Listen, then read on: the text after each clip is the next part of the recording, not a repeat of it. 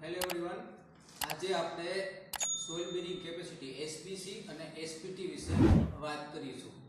કોઈ બી structure building જ્યારે બનાવવાનું આવે ત્યારે એ સ્થળ ઉપરના સોઇલના નમૂના લેવાના આવે, મીન્સ સોઇલના સેમ્પલ લેવાના આવે. તો અમે એક જગ્યાનું પ્લાન્ટ તે બોરહોલ પ્રમાણે હોય છે. અમે 2 બોરહોલના સેમ્પલ લીધેલા છે. સેમ્પલ પ્રમાણે આ સેમ્પલ છે સોઇલના.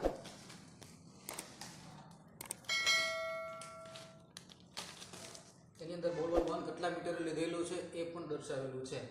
પછી આ સોઇલના સેમ્પલનું ટેસ્ટ કરવાનું આવે છે.